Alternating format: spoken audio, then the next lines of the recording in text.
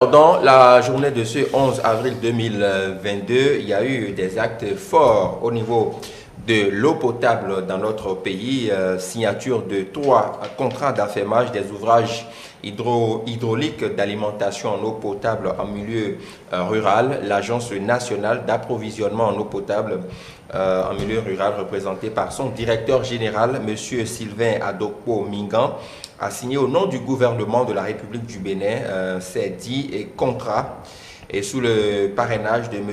Samon Seydou Adambi, ministre de l'eau et des mines du Bénin, de M. Johannes Dagnon, président du comité technique chargé de conduire le processus des réformes du secteur de l'eau. Cette signature a eu lieu entre M. Sylvain Adokpo Mingan, directeur général de l'ANA EPMR, de M.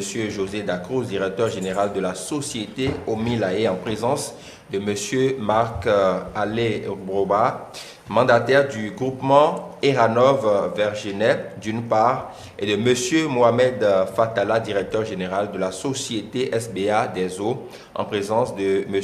Abderraouf Nouisser, mandataire du groupement Sonédé International, d'autre part. Alors, il faut dire que la signature de ces contrats qui intervient à l'issue d'un appel d'offres international lancé depuis mai 2019 en respect de la loi portant cadre juridique du partenariat public-privé constitue un acte majeur du programme d'action du gouvernement du Bénin 2021-2026 et marque ainsi la concrétisation d'une nouvelle approche de développement et de gestion des infrastructures d'accès à l'eau potable en milieu rural.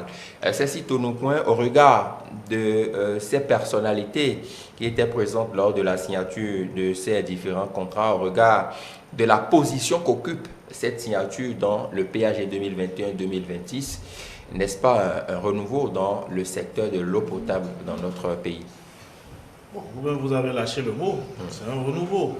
C'est une nouvelle forme d'opérationnalisation justement de l'accès à l'eau potable à tous. Vous n'êtes pas sans savoir également que les objectifs du développement aussi indiquent que les gouvernements doivent travailler à apporter de l'eau aux populations de façon à couvrir le maximum du territoire pour que l'eau ne soit plus une denrée rare au niveau de nos différentes populations. Alors, si le gouvernement, avec tout ce qui a été fait comme avancée, trouve aujourd'hui la formule de faire des contrats d'affermage, c'est-à-dire qu'une nouvelle stratégie d'aller plus vite est mise en place pour permettre cette accessibilité de l'eau, vu qu'il y a également l'axe partenariat public-privé aussi qui est pris en compte dans cette nouvelle stratégie. Nous comprenons que le gouvernement entend, à travers cet acte fort, propulser justement le développement du secteur et apporter justement l'eau aux populations. Cela va permettre naturellement de réduire la corvée que nos populations qui sont dans des zones difficiles d'accès ou des zones où l'eau est inaccessible, de retrouver rapidement cette denrée rare et de subvenir à leurs besoins au quotidien. Le gouvernement, en faisant ça également, démontrera que il y aura une célérité dans ces contrats parce que chaque entreprise signataire aura des délais, aura des cahiers de charges et tout ça doit être contrôlé à pas de charge pour que l'entreprise qui va être défaillante va pouvoir répondre de sa défaillance aussi vis-à-vis des pouvoirs publics. Donc je pense que c'est une stratégie qui prend en compte plusieurs axes et qui répondent à une nouvelle forme, à une nouvelle vision du gouvernement. Dans ce sens, je pense que l'Agence nationale d'approvisionnement en eau, en opérant ainsi, se dote de beaucoup de moyens pour être beaucoup plus efficace dans ses missions. Tout à fait.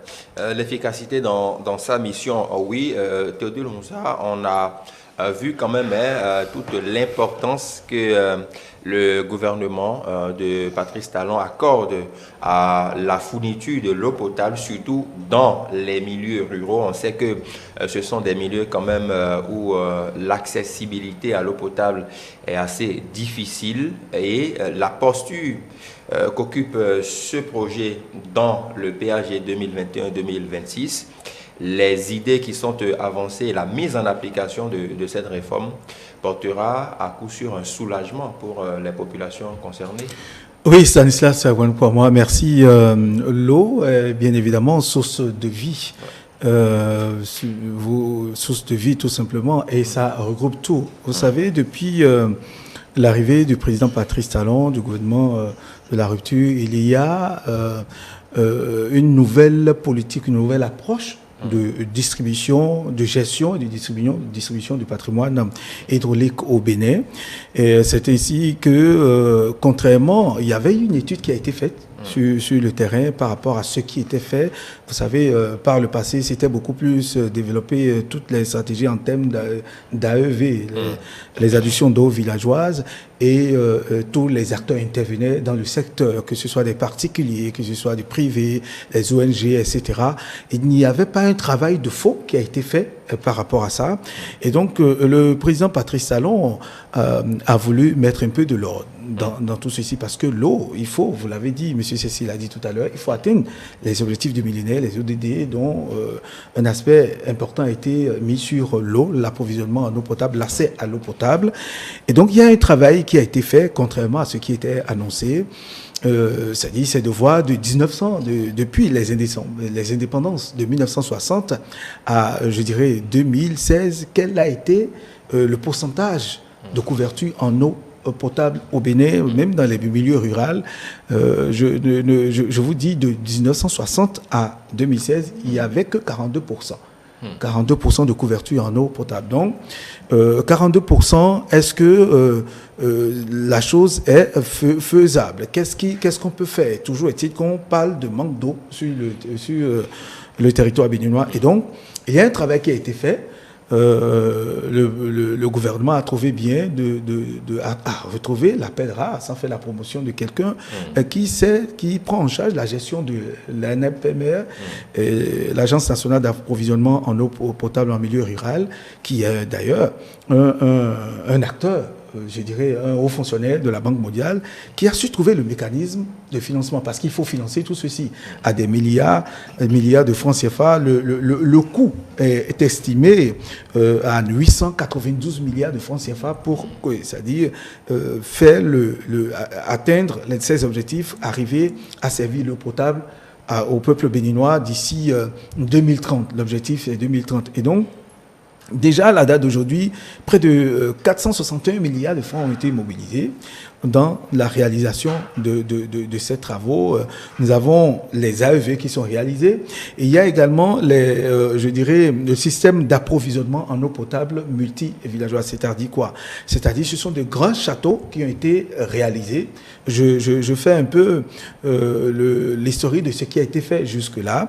Ce sont de grands châteaux qui sont réalisés à défaut d'approvisionner un village avec ces châteaux-là, les systèmes d'approvisionnement multi-villageoises. C'est pour alimenter plusieurs localités à la fois, plusieurs villages. Et donc, c'est l'option qui a été retenue. C'est vrai que par moment, par endroit, il y a aussi des AEV, mais l'accent a été mis beaucoup plus sur ces châteaux. Donc, le travail qui a été fait jusqu'à l'heure où nous parlons aujourd'hui, c'est de 2017 à 2021, on a le gouvernement, sinon l'agence en charge de l'approvisionnement en eau potable en milieu rural, a progressé, a réalisé 28%. Pour dire que le gouvernement a pu réaliser une couverture de 28% en 3 ans, contrairement à ce qu'on avait de 1960 à 2016, 42%. Aujourd'hui, le taux de couverture est estimé à, disons, près de 70%.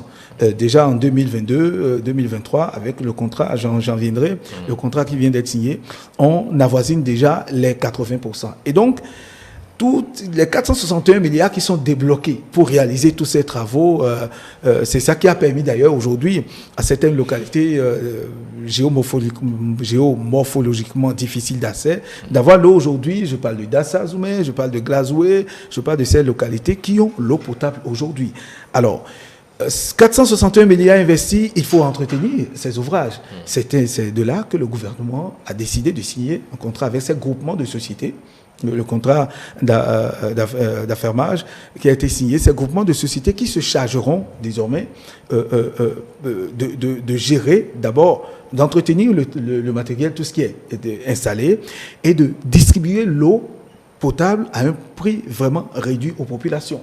Et donc, chaque groupement doit avoir en sa possession au moins quatre départements où on aura à distribuer l'eau. Donc voilà un peu le travail qui est fait jusque-là, un peu pour comprendre un peu comment on en est arrivé à la signature de ces contrats-là. Et donc désormais, d'ici quelques mois, je dirais, il y aura l'eau potable sur l'ensemble du pays, dans tous les coins du village, du Bénin, même les zones rurales, à un coût vraiment réduit qui serait à la portée des Béninois. Et c'est dire que c'est un travail de fond qui a été fait. Ces sociétés sont très, je dirais, c'est des connaisseurs, ils s'y connaissent, c'est des gens qui ont l'expérience dans le domaine. C'est eux qui se chargeront désormais d'entretenir ces investissements. Vous n'êtes pas sans savoir, 461 milliards de francs investis par l'État béninois en 3 ans pour atteindre un taux de 28%, alors je dirais, 52 ans d'activité depuis les indépendances, nous n'avons atteint que 42%. Et donc, c'est dit que d'ici 2030, on pourra atteindre les ODD et dépasser même les objectifs qui sont fixés. Et, une fois encore, c'est pour justifier la pertinence de ces contrats qui sont signés aujourd'hui. Tout à fait.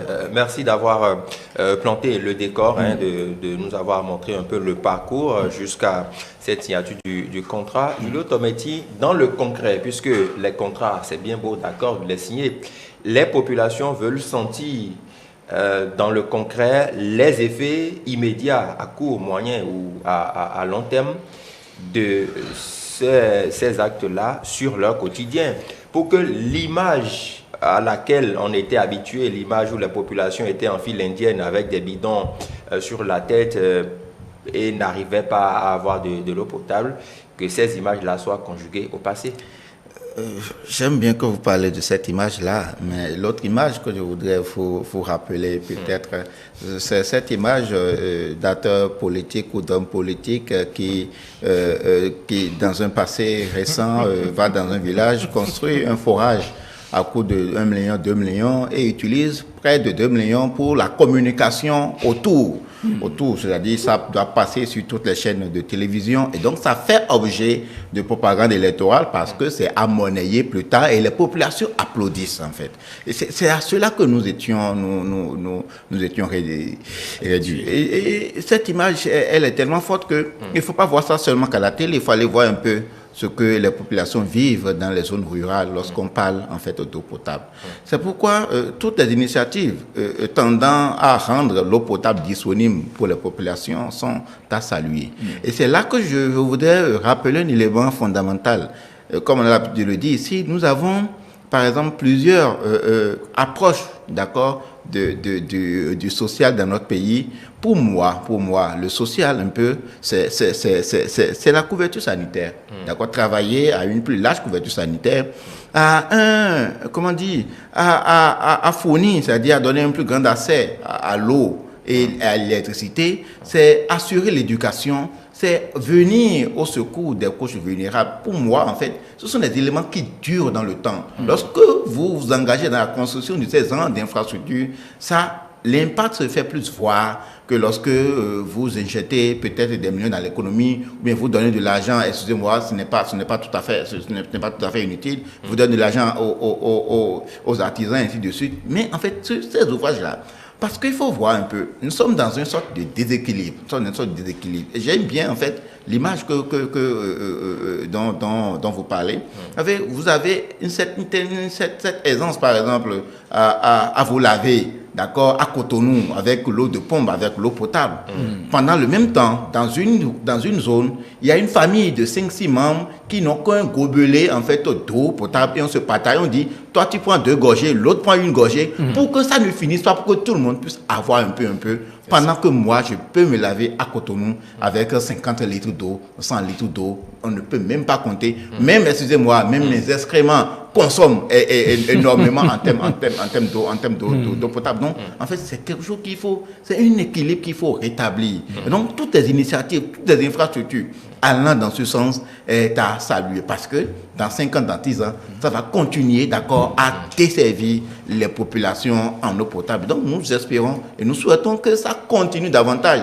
Ceux qui le font, il ne faut pas que leur ardeur s'émousse de quelque manière que ce soit, d'accord, donc nous les encourageons davantage et nous rassurons les populations que ce qui est en train d'être fait, nous avons ce gouvernement nous fait oublier un peu, comme on peut le dire, les éléphants blancs. Donc, quand c'est dit, quand c'est initié, quand ça vient à ce niveau, c'est-à-dire c'est forcément fait. Donc, dans le cœur des populations, ils se disent, puisque l'espérance aussi fait vivre, comme on peut le dire, donc dans les jours à venir, dans les mois à venir, ces populations peuvent avoir le sourire d'avoir de l'eau potable comme nous pouvions l'avoir à Cotonou et un peu partout sur le territoire. Bien évidemment, vous l'avez dit dans votre analyse, il faudra quand même participer à rétablir l'équilibre, ce qui est quand même important. C'est ici au coin, l'eau, c'est la vie. Et un gouvernement qui pense dans ce sens, forcément, au-delà de l'aspect social, c'est quand même quelque chose de bénéfique parce que l'eau, ça participe à beaucoup de choses dans le quotidien d'un être humain. On s'en sert à plusieurs fins. Julio l'a rappelé, pour la consommation, pour se laver et pour bien d'autres choses. Et donc, cela vient véritablement à point nommé. Oui, au-delà même du social, il faut dire que c'est un acte de responsabilité sociale. Parce que le gouvernement a le devoir d'offrir les conditions de vie et de sécurité à ses populations. Et donc, si aujourd'hui, tirant l'expérience du passé, le gouvernement arrive à mettre en place une nouvelle stratégie de gestion de l'eau, je pense que c'est à saluer et il faudrait justement les encourager. Et l'autre aspect qui est très important, qu'il ne faut pas mettre sous le boisseau, c'est l'aspect entretien du système. Parce que, vous avez dit tout à l'heure, de 1960 à 2016, il n'y a eu que 42% de couverture. Mais ce n'est pas dire qu'il n'y a pas eu d'efforts fournis dans ce sens-là. Beaucoup d'efforts ont été fournis dans ces régions-là pour apporter de l'eau au niveau des systèmes d'adduction. Et beaucoup de systèmes ont été expérimentés. Mais c'est à croire qu'une fois que les projets finissent, les populations ont du mal à entretenir. Il y a eu même des coopératives qui sont installées pour entretenir ces systèmes d'adduction au niveau des villages. Et le chef quartier ou le chef village s'approprie les clés, alors donc l'accès devient un problème. Et donc le système de gestion pour la pérennisation du projet également prend un coup. Ce qui fait que les effets recherchés après l'installation du projet ne sont plus ne sont plus au rendez-vous. Donc, du coup, les populations ont un système caduc ou un système qui sont mal gérés et le problème demeure. C'est à croire que le projet n'a jamais existé. Mais aujourd'hui, le gouvernement vient avec une nouvelle formule de gestion qui prend en compte l'entretien de tous ces systèmes-là mis en place et quadrillés au niveau territorial, au niveau national. C'est-à-dire que là, c'est un génie en fait qu'il faut saluer parce que c'est pas évident de tirer profit de toutes ces expériences-là et de mettre en place un système qui allie à la fois une gestion communautaire et une gestion économique. Parce que tout ce qui est intrants qui rentrent en ligne de compte pour la réalisation de ces systèmes d'eau ont été des matières premières, ont été des usines, du matériel acheté, importé ou réalisé localement.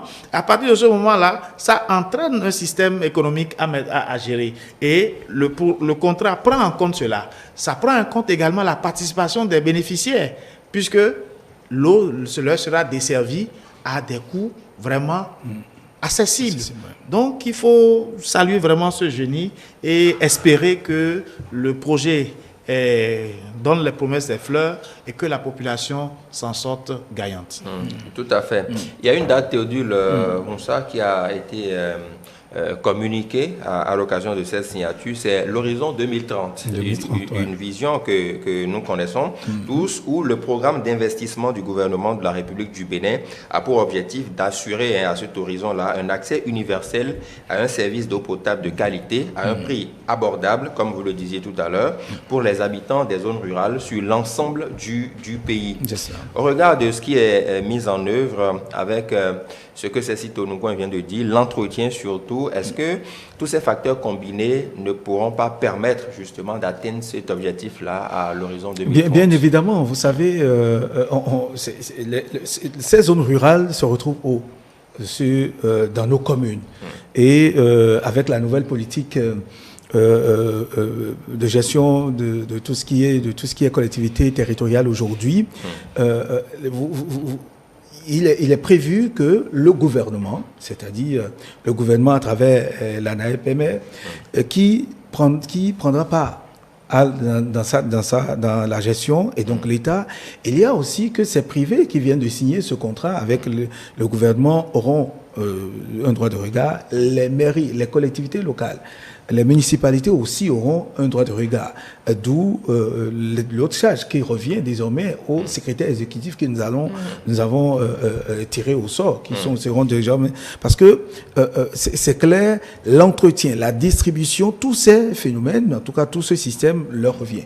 C'est-à-dire qu'il y a désormais une attention très, très futée qui est portée sur ce qui est réalisé. Et donc, les collectivités locales, quand on parle des collectivités locales, n'oubliez pas, ce sont les chefs d'arrondissement, les chefs de village, les conseillers, tout cet ensemble qui gouverne désormais nos territoires, nos collectivités territoriales, qui auront un droit de regard avec la contribution, l'expertise de ces sociétés, de ces groupements de sociétés qui ont l'expérience en la matière. Et donc, une fois encore, nous disons que c'est un schéma bien tracé, bien trouvé, bien tracé, et nous sommes sûrs que nous n'allons plus retomber dans la mauvaise gestion de tout ce qui est AEV. D'ailleurs, les AEV, on ne dit pas que les AEV n'ont pas fait leur preuve, oui, mais aujourd'hui, avec les systèmes d'approvisionnement multi-villages, je veux parler de ces grands systèmes de châteaux qui vont alimenter plusieurs localités à la fois. Ce serait vraiment à un coût véritablement réduit, et les collectivités, ces sociétés, je dirais également l'ANAEPMR qui représente l'État, auront toutes ces parties représentées. On assistera à une très bonne gestion de ces outils, de ces investissements. Et à l'horizon 2030, nous serons très heureux d'aller dans nos villages, coins reculés, de voir nos parents nous servir de l'eau potable. Parce qu'il y a certaines images que moi j'ai eu la chance de voir dans certaines localités. Vous allez par exemple à Ouassapéonko, le pont, il y a le pont de l'autre côté de Ouassapéonko. J'étais un jour peiné, ahuri, tombé des nues, de voir que la population s'alimentait de cette eau-là. C'était en saison sèche, une eau souillée. Il y a les bœufs qui venaient là, s'abreuver, la population, oui. Et de l'autre côté, excusez-moi, pour ceux qui sont en train de faire le dîner, sur la table là maintenant, il y en a qui défèquent dans l'eau. Ça a été, et on nous interdisait, n'essayez jamais de boire. Si vous buvez, c'est clair que vous n'allez pas, en tout cas, on va vous retrouver à l'hôpital. Les populations nous l'ont dit, c'était choquant de voir ça au Bénin. Heureusement que cette politique aujourd'hui tend à corriger cette injustice sociale. Nous avons dit, Julio l'a dit tout à l'heure, c'est de ça qu'il s'agit. Il faut que les gens, parce que quand vous buvez de l'eau potable, de l'eau propre, vous évitez tout ce qui est, on évite d'aller vous vous sentez bien, et donc vous évitez d'aller dans les centres de santé, vous fait soigner. Et donc c'est une justice sociale que le gouvernement est en train de rétablir de ce côté-là, de l'eau potable pour tous. Je crois que cet objectif, nous pouvons bien l'atteindre avec l'élan pris par ce projet. Je crois qu'on va pouvoir atteindre je dirais ces objectifs-là, parce que l'eau qui est vendue peut-être à Cotonou, je dirais, combien? À 100 francs la bassine, 50 francs. Vous allez dans ces localités auparavant, mais la bassine est vendue, elle peut être à 400 francs. Même la Soneb vous vend l'eau à peu près à 400 francs. Mais vous allez dans ces localités, c'est des gens qui se sont abonnés à la Soneb et qui revendent cette même eau chère aux populations. Vous voyez? Ils ne vendent pas seulement, ils font un long trajet, ils transportent. Voilà. Ils prennent ça dans une ville parce qu'il y a assez à l'eau potable là, et ils prennent sur leur moto, viennent dans le véhicule. En fait, ça se transforme comme toute marchandise en fait. Donc, fait des kilomètres pour aller revendre dans des bidons. Et donc, forcément, il y a le coût additionnel et le bénéfice qu'il faut réaliser. Et donc, tout ça renchérit véritablement le coût. Très bien. Vous allez on était dans un hôtel à Dassazoumé, mais au deuxième niveau, je ne vais pas citer le nom de l'hôtel pour ceux qui fréquentent la zone, il y a quelques années, mais avant d'avoir l'eau dans les robinets, ce sont des bidons de 25 litres, peut-être 50 bidons de 25 litres qu'on transporte dans des pousse-pousse, je dirais, pour aller chercher l'eau, venir déverser dans les tanks pour permettre aux clients qui sont dans ces hôtels à Dassa et à Glazoué d'avoir de l'eau potable. C'est ce qu'on a vécu. C'est des images vraiment qui c'est resté dans votre mémoire.